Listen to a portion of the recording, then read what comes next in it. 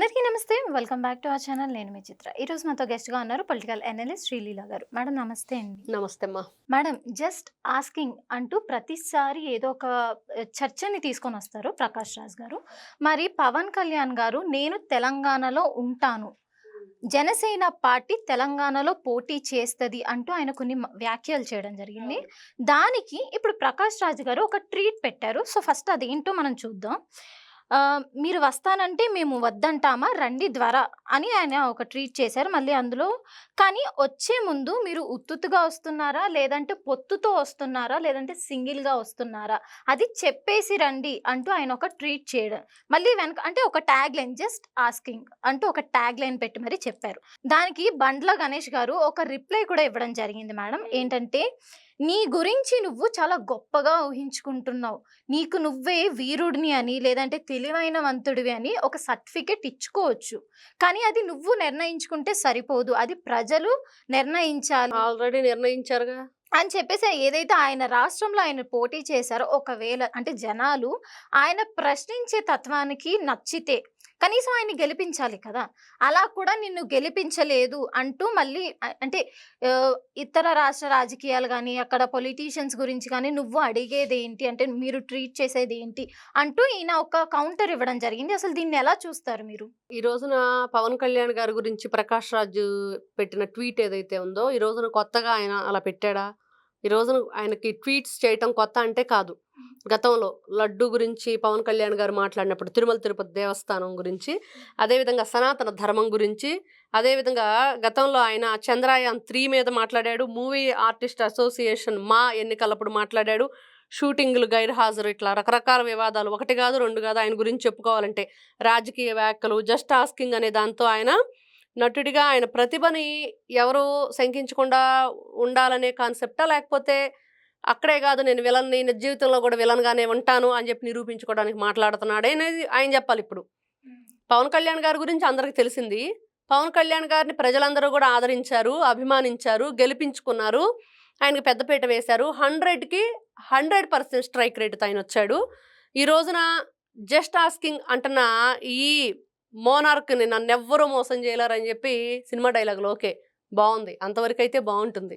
అది నిజ జీవితంలో అందరి జీవితంలో మీరు దూరి ఇట్లాంటి వివాదాస్పద వ్యాఖ్యలు చేస్తూ ట్వీట్ చేయటం అనేది ఎంతవరకు కరెక్ట్ అనేది ఆయన ప్రకాష్ రాజ్ గారు నిర్ణయించుకోవాలి. ఈ రోజున అసలు నువ్వెవరివి మాట్లాడటానికి? నువ్వు ఎక్కడి నుంచి వచ్చావు? ఎందుకు వచ్చావు? అసలు వీటి మీద మాట్లాడే హక్కు ఎవరిచ్చారు? వాక్ స్వాతంత్రమా? వాక్ స్వాతంత్రం అయితే ఎంతవరకు ఉండిద్ది? నీకు వాక్ స్వాతంత్రం ఉందే అని చెప్పి మనమే అనుకుందాం, రాజ్యాంగం మాకు ఇచ్చిన హక్కు మేము అడుగుతామని. కానీ అది ఎంతవరకు? ఇప్పుడు మనకి వాక్ స్వాతంత్రం ఉందంటే దాన్ని దేనికి ఉపయోగించాలి? నలుగురికి మంచి చేసే విధంగా, 10 మందికి ఉపయోగపడే విధంగా, పిల్లలకి ఏదన్నా ఉపయోగకరంగా ఉండే దాని మీద నువ్వు మాట్లాడు, దాన్ని వాక్ స్వాతంత్రం అంటావు.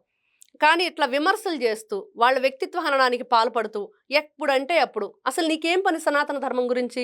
నీకేం పని లడ్డు వివాదం గురించి? నువ్వెందుకు వచ్చి ఆ రోజున ఏలు పెట్టావు?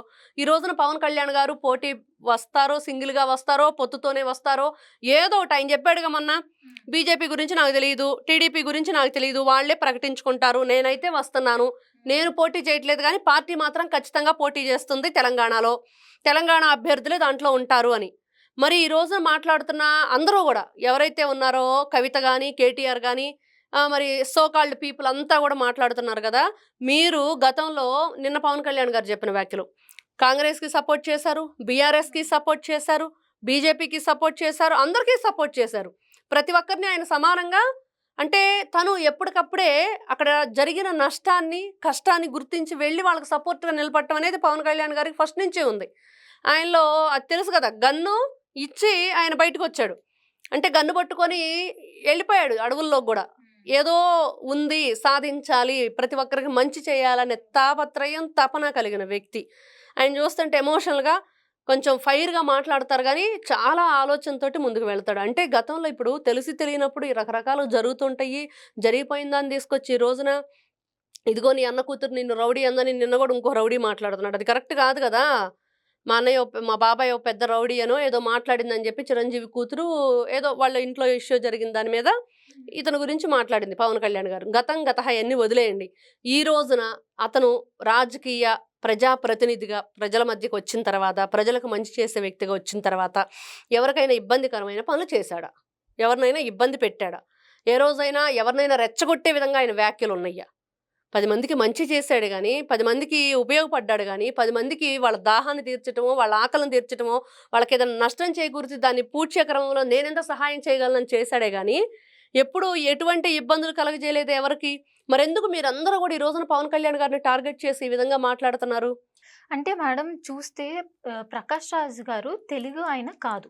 ఎవరో గాదు ఆయన. అసలు నువ్వెవడివి? ఎక్కడి నుంచొచ్చావు కానీ ఫస్టు? ఆయనకి తెలుగు రాష్ట్ర రాజకీయాల మీద ఇంత ఇంట్రెస్ట్ ఏంటంటారు? అంటే ఈ ఒక్క విషయంలో ఆయన కాదు, ప్రతి విషయంలో పవన్ కళ్యాణ్ గారిని టార్గెట్ చేస్తూ ఎందుకు ట్రీట్ సనాతన ధర్మం విషయంలో అలానే మాట్లాడాడు. లడ్డూ విషయంలోనే అలానే మాట్లాడాడు. ఈ రోజున మరి పవన్ కళ్యాణ్ గారు మీరెలా పోటీ చేస్తారని అడుగుతున్నా. నీకెందుకు? నువ్వు పోటీ చేస్తావా ఆయన మీద?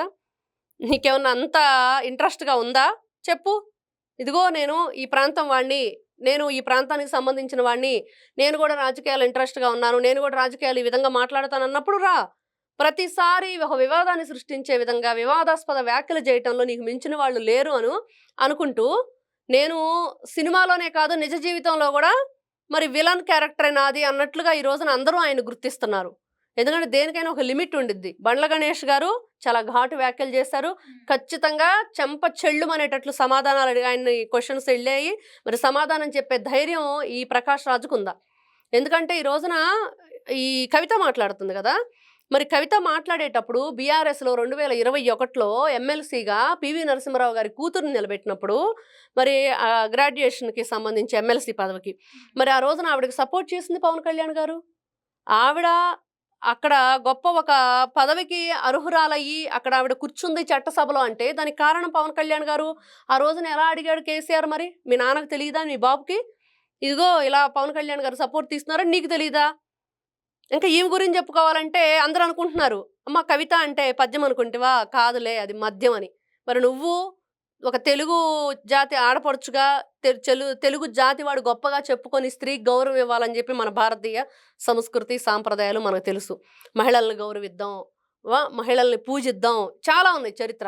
మరి అలాంటి మహిళవయ్యుండి నువ్వేం చేసావు? మద్యం కుంభకోణంలో ఇరుక్కున్నావు. 6 నెలలు తిహార్ జైల్లో ఉండొచ్చావు. నువ్వు కూడా మాట్లాడుతుంటే ఎట్లా?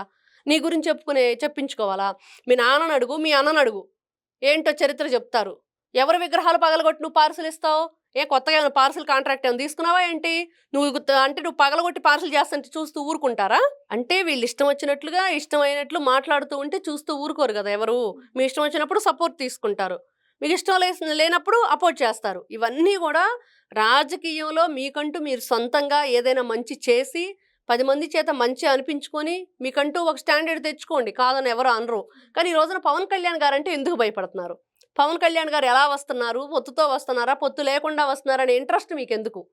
ఎప్పటికప్పుడే తెలుగుదేశం అన్నా లేకపోతే జనసేన అన్నా బీజేపీ అన్నా ఎందుకు వీళ్ళంతా భయపడుతున్నారు అనేది ఒకటైతే, ఆంధ్ర తెలంగాణ అనే ఒక ప్రాంతీయ విభేదాన్ని మళ్ళీ తెర మీదకు తెచ్చే ప్రయత్నం ఈ రోజున ప్రజలెవ్వరూ కూడా ఆయన నమ్మే ప్రయత్నం చేయట్లేదు.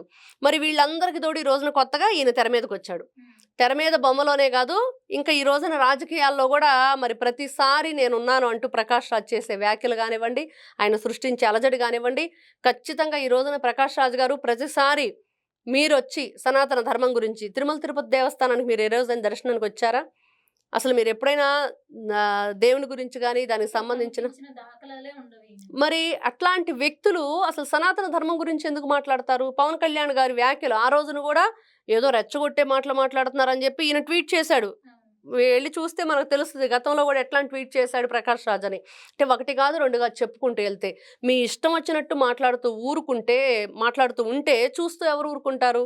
కాబట్టే బండ్ల గణేష్ గారు ఘాటుగా మీ దగ్గరికి మరి మీరు చేసిన ఏదైతే ట్వీట్ ఉందో దానికి ఆయన సమాధానం చెప్పాడు. మరి దాన్ని ఎదుర్కోగలరా మీరు? సమాధానం తిరిగి చెప్పగలరా? ఎవరు నువ్వు? తెలుగోడివా? లేకపోతే తెలంగాణ ఓడివా? లేకపోతే కన్నడోడివా? అదే అడిగాడు ఆయన.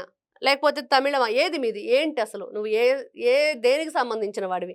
ఏ రాష్ట్రం నీది? మరి ఏ రాష్ట్రం వాడివైతే నీకు ఈ రోజున ఈ రాజకీయాల గురించి అంత ఇంట్రెస్ట్గా అడుగుతున్నావు? అసలు ప్రతిసారి కూడా గతంలో కూడా చూసాం.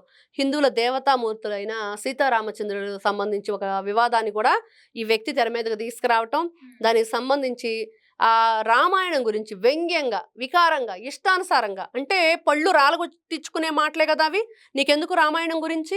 సీత గురించి మనం ఎంతో పరమ పవిత్రంగా మహాసాధ్వి పతివ్రత శిరోమణి అని గొప్పగా చెప్పుకుంటాం. శ్రీరామచంద్రుడు ఆయన రాజ్య పరిపాలన గొప్పగా ఉండిద్ది, ధర్మం 4 పాదాల మీద నడుతుందని చెప్పుకుంటాం. లక్ష్మణుడు ఆదర్శవంతమైన తమ్ముడికి ఆయన నిదర్శనంగా మనం చెప్పుకుంటాం. హనుమంతుడు ఆయన సేవలో అతను మించిన వాళ్ళు లేరు, గొప్ప సేవకుడని చెప్పుకుంటాం. ఇంత చరిత్ర కలిగిన ఇంత గొప్ప దేవతామూర్తుల గురించి పిచ్చి పిచ్చి వాగుడు వాగినప్పుడు అప్పుడే చంప పగలకుండా ఈ ఎవరైతే ప్రకాష్ రాజు ఉన్నాడో ఈయన్ని వదిలిపెట్టడం తప్పు. ప్రతిసారి ఏదో ఒక వివాదాన్ని తీసుకుని వస్తాడు. అంటే ఈయనకు తిన్నది అరగట్లేదా? ఏ పని పాట లేదా? ఈ విధంగా ఏదో ఒకటి అవాకులు చవాకులు పేలటమే నీ పనే? అంటే నీకంటూ ఒక ప్రత్యేకమైన స్థానాన్ని మీరు ఏర్పరచుకోవాలంటే ఇట్లాంటి ప్లాట్ఫామ్ మీరు వెతుక్కుంటున్నారా? ఒక గౌరవం ఉండక్కర్లేదా? మీకు నటుడుగా మంచి ఉంది, ఫేమ్ ఉంది, అది ఉంచుకోండి, అలాగా ఆ గౌరవాన్ని నిలబెట్టుకోండి. ఎందుకు దాన్ని పాడు చేసుకోవాలని చెప్పి చూస్తున్నారు? అనవసరమైన విషయాలను ఎందుకు మీరు కావాలని చెప్పి కాలికి నెత్తికి రాసుకుంటున్నారు అనేది ఈ రోజున అందరూ అడుగుతున్నమాట.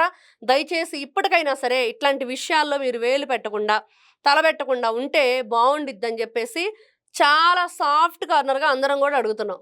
లేదు నేను ఇలానే ఉంటానంటే దానికి జనసేన జననాయకులు ఎవరైతే ఉన్నారో వాళ్ళందరూ కూడా మీరు వాళ్ళకి భారీ మూల్యం చెల్లించుకోవాల్సి వస్తుంది. థ్యాంక్ యూ అండి. నమస్తే అమ్మా.